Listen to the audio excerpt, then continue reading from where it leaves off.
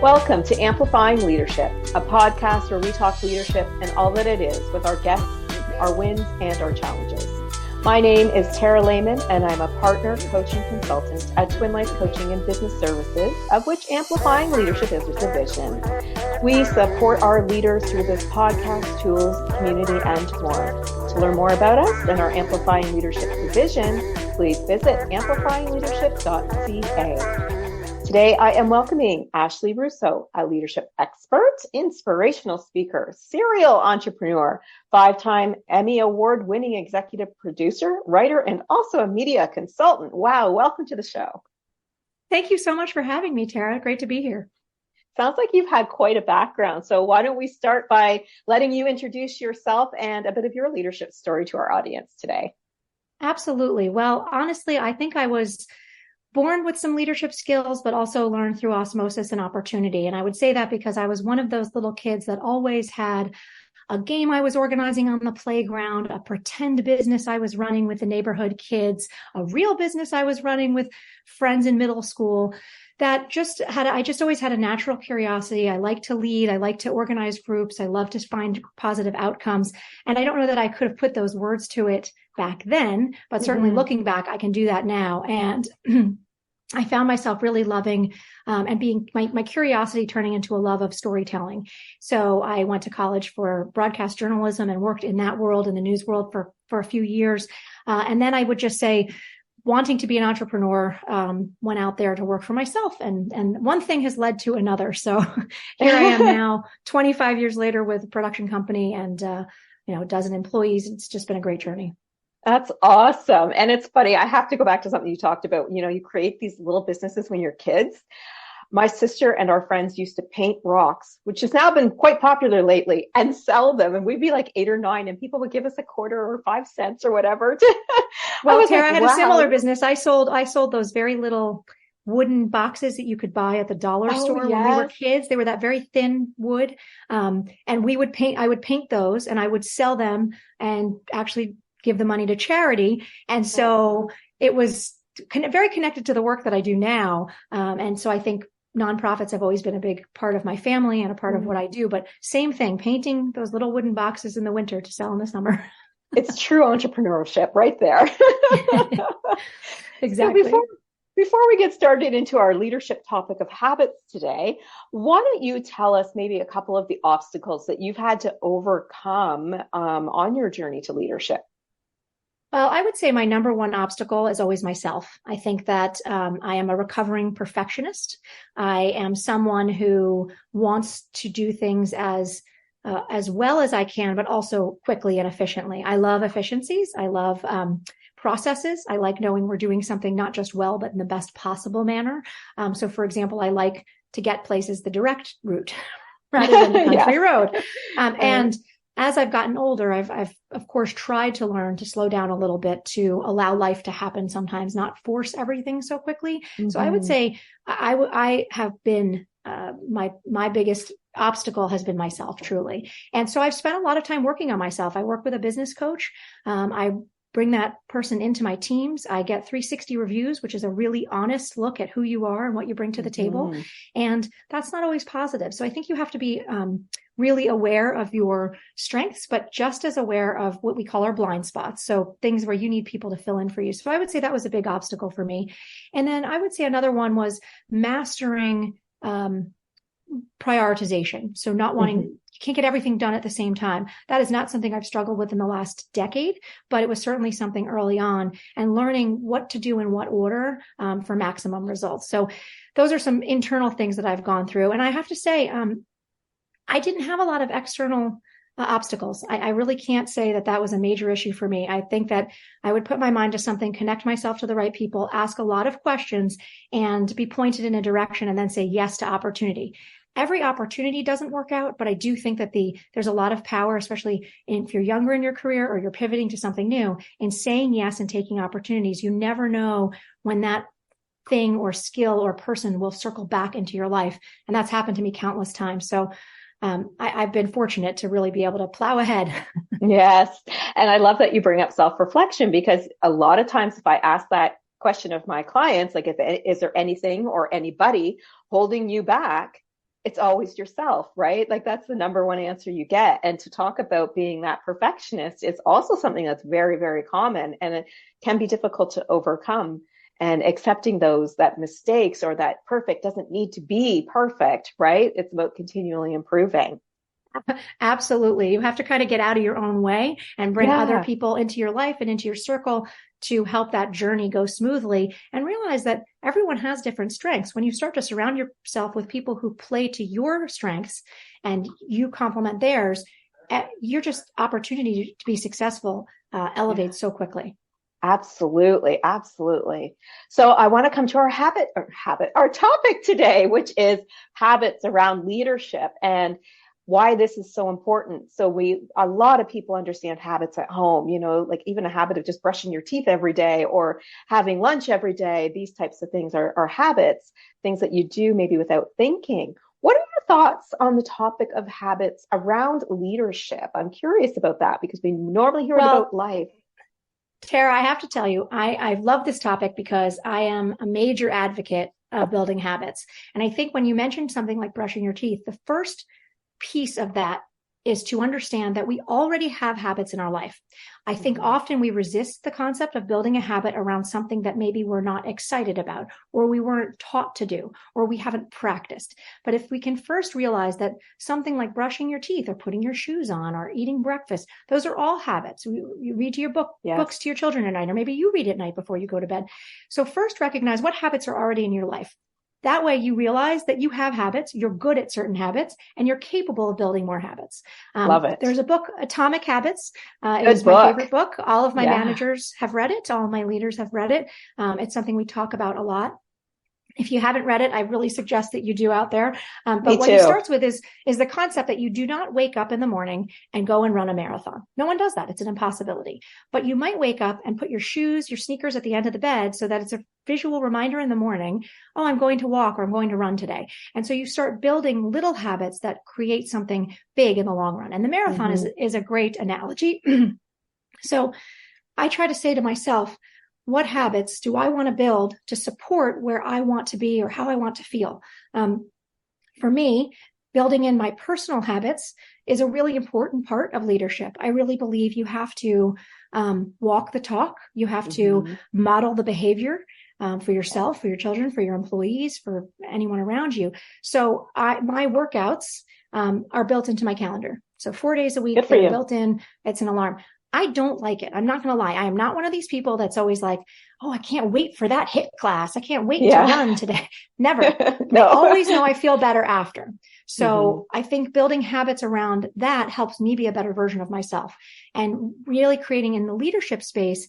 Both of my teams, I run a couple of businesses, but we've developed habits around meetings. So not unnecessary meetings, but meetings that have a purpose. They might be 15 minutes. They might be 30 minutes. They might be once a week. They might be once a month, but they become something standard in our calendar that everyone can rely on and know that that space is there for discussion, for growth.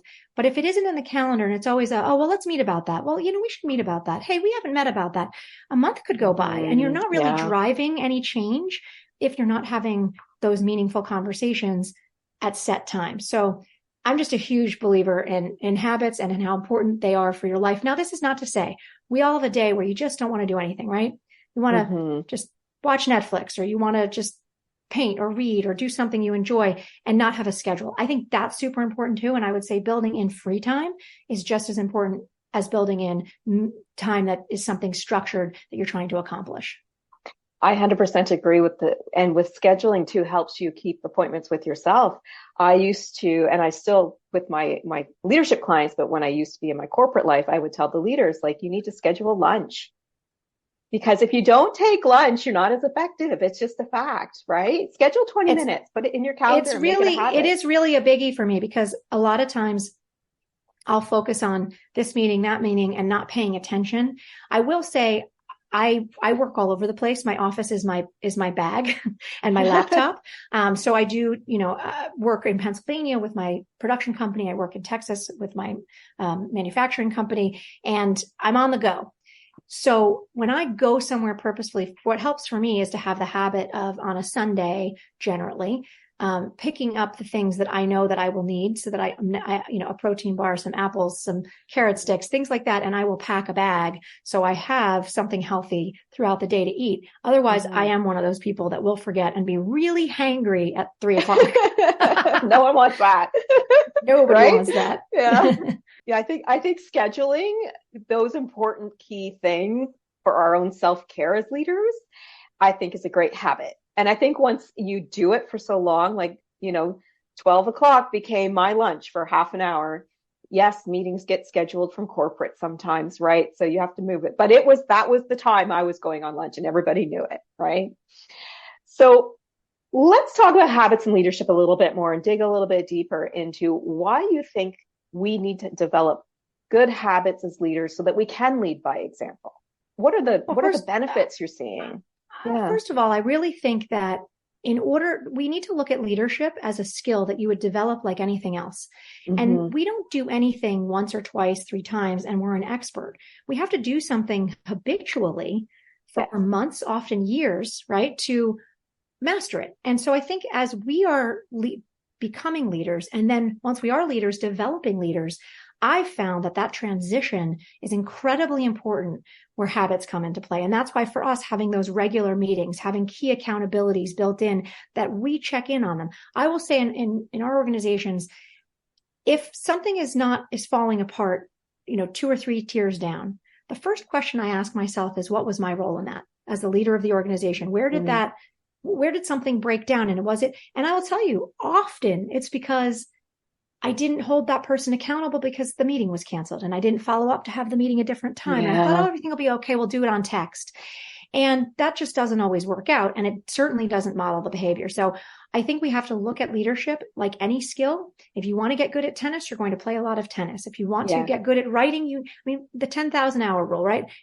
So you must practice leadership like a real skill and be deliberate about it. It's deliberate. It's being diligent, and being self-aware. I know we started the conversation with that, but I can't stress enough that if you are defensive about yourself and your, personality, skill sets, you are not going to be able to change and grow. And leadership is all about change and growth.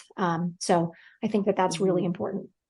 It's all about continual improvement, isn't it? I mean, you hear about it in business. We have to continually improve to develop and be innovative and make money, but it's all about your own continual improvement as well and making that a habit.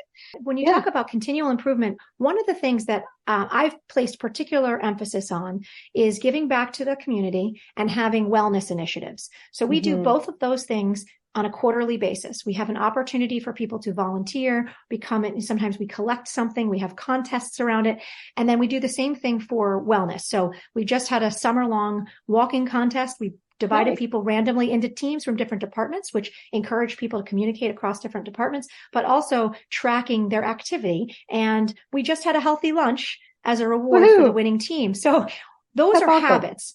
And it's funny, I just talked to some other leaders recently and they said, oh, we should do stuff like that, but it's so much work.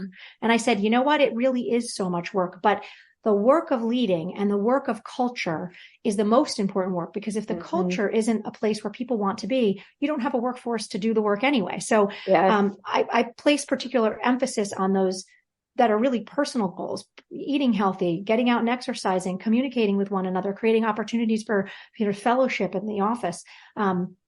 I think can often be overlooked because we're so focused on making the widget. And I caution people against that. The habit as a leader of creating constant improvement in your culture will really pay dividends in creating the widget. I 100% agree. And I love that you brought up culture as even with habits and leadership and leading by example around it too, because without good cultures, as you said, your employees aren't going to be there. They're not going to have a purpose. They're not going to care. They're going to come put the widget in the machine and leave, but not tell you that machine needs fixed, right? So developing great cultures is so important to leadership. And I'm so happy that you brought that up. Can you give us an example of a couple of maybe different habits that leaders can do to lead by example in order to help build those good cultures? Absolutely. I would say create some structure, which is a way of forming a habit around what you want to accomplish. For instance, for us, we wanted to be celebrating birthdays. but we have quite a few employees and we didn't think that we could do that stop on a regular basis. And not to mention, to be honest, I didn't really want to be bringing lots of unhealthy things into our workspace regularly. So, so we created a food truck lunch. It's a party on our green. We have a little outdoor lawn area, and we have a food truck that comes once a quarter, and we announce everybody who had a birthday in that quarter.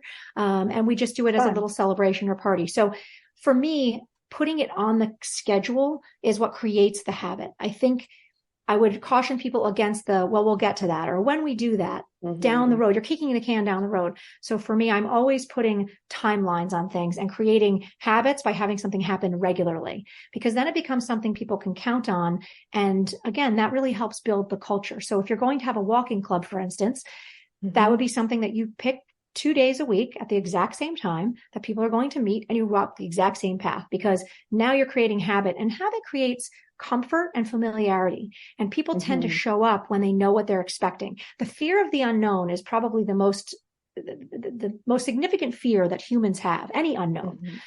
But if you know how to do something and you do it a few times, it becomes habit. I'll tell you another example. I did a ropes course a few years ago on camera, up high in the sky. Wow. I hadn't done something like that. I was in my 40s. I hadn't done something like that since I was a kid. Well, I'll tell you, I got up there and I was scared to death. I didn't like the heights. So my vice president of production, who used to be a camera person and was a former gymnast in her youth, she climbed right up there. She got in front of me. She coached me all the way through. Oh, that's awesome. And we filmed it. And when I got to the end, the guy said, listen, you really should do this a second time, because it's that fear of the first time, of the unknown, is what made you anxious. And doing it the second time, I had an incredible sense of accomplishment and felt like I could do it again and do anything, because it was something that I was fearful of. And so I think that when you do something once, you feel good in the moment, but you aren't creating a habit that isn't creating culture and allowing people to start to feel comfortable and confident in the place that they work. Yeah, and fear is a big piece that comes up in the workplace, and gossip and rumors create even bigger fears. So understanding how to quash that with good habits is important. Well, one of the habits we have, since you mentioned that, Tara, I just want to mention one of the habits we have is we have a managers meeting every other week, and there's a meeting the managers have with their leads also every other week, the weeks in between. And we have written that the employees wrote themselves what we call hear and hear not behaviors. So behaviors we will accept and behaviors we do not. Are posted. They are read at every single meeting. We also rotate who leads the meeting, so it's not the same person every time. And so people learn how to get comfortable in the group. They read those behaviors. And just recently, something came up where there was a conflict, and someone was not using. They were recognizing hear not behaviors. And right away, the manager brought up, okay, hold on, let's take a step back. Let's go back and read that list, because that was happening. And it was amazing. Like that, the whole room was able to turn with, oh my gosh, we just need to solve this issue. We don't need to worry about what this one said or how this one handled it. So I'm proud to say we've removed that almost entirely from the organization. And when it pops up, we have something to point to. Again, I didn't write it. Yeah. The leadership team didn't write it. The team wrote it. So everyone agreed to that. And that's another habit. We read that, and we have set agendas for our meetings that, again, people can count on. And then they start to, people who may not have spoken up previously, 6 months in, all of a sudden they're willing to bring something forward. And I think that's because they can count on the way the meeting is run. And I do absolutely love that you bring up I'll call it the code of conduct, the hear and the hear nots, right? And I think it's important because so many companies forget to remind people what that code of conduct is. And then they just accept it. And now it's precedent. And it's just like they're swearing or there's whatever going on, right? But reminding them through habitual training. So maybe it's quarterly, maybe it's every other week, whatever that is doing those reminders with them, and the feedback. Love that you get their feedback. That is so important to buy in, that they need to be the ones who help create it. Maybe the leaders have to be the final decision makers, but if they can be inputted and feedback, that's an amazing habit for leaders to have. It's been very helpful. I bet. So let me ask you this. If we have brand new leaders listening to us today and they're trying to figure out, oh my goodness, all these habits I'm going to have to create, where would you say that our new leaders should start? What is like one of those habits that if you're brand new to leadership, this is something you need to develop?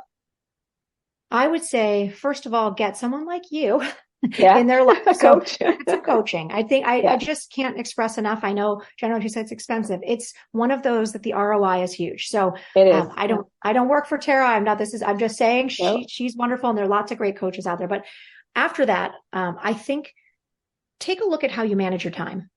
Kind of like if sometimes you meet a nutritionist and they'll say, write down what you eat for 2 weeks. I would say write down to the 15 minutes, how you spend your time.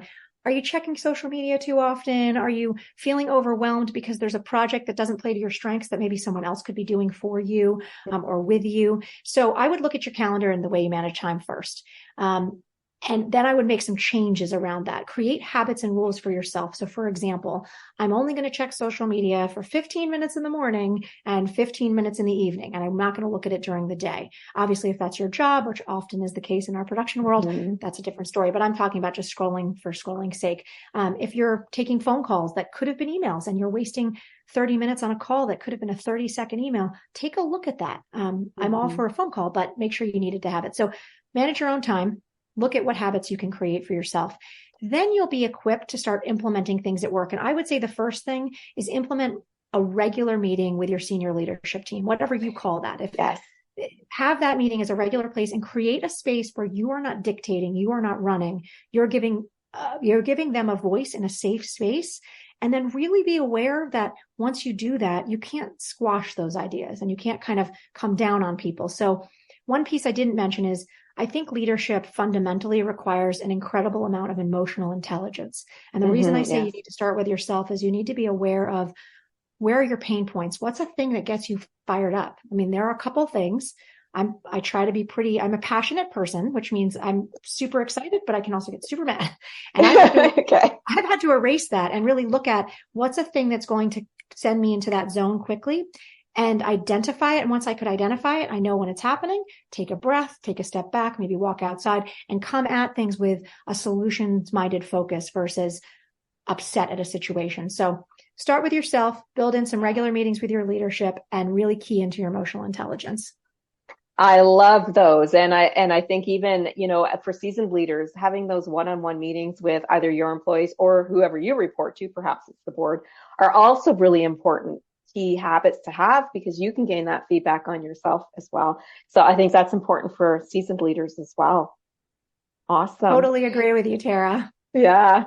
So is there a key takeaway that you want to share? You've mentioned so many wonderful takeaways today. Is there something that if, our audience remembers that one thing, what do you want them to remember? I'd like them to remember to give yourself grace. Yes. Becoming and being a leader is really hard work. It takes strategy. It takes time. It takes rest. Give yourself grace. Allow yourself to have thinking time. Allow yourself to have rest time. Those around and under you most likely won't understand that, but you don't need to be concerned with that. Otherwise, you will be focused on the wrong thing. So focus on what you need to be a good leader. And that's different for everyone. But I think that that's the best way for you to truly grow as a person, because when you have the time and the space to think, to create, to strategize, you can really become and be a great leader for your team. And that goes it's a perfect end to our conversation because it goes right back to what you said at the beginning. It's self-reflection and growth, right? I think that's a perfect. Absolutely. Yeah. So Ashley, if people were more interested in learning more about you or what you do, is there a way that they can find you online? Sure. Well, my website is Ashley, S as in Sam, Russo, RUSSO.com, or our company is ASRmediaproductions.com. We'd love to talk to anybody out there who's looking. Feel free to reach out anytime. That's awesome. Thank you so much for a great conversation around habits today. Thank you, Tara. A big thank you to our listeners as well. We both hope that you're taking away some key points to help you grow on your leadership path. If you are a leader or someone who is looking to grow into leadership, who knows that support in developing your skills are the way to move forward, please feel free to check out all of our leadership services at amplifyingleadership.ca. Until next time, please be safe and be an amazing leader or leader to be.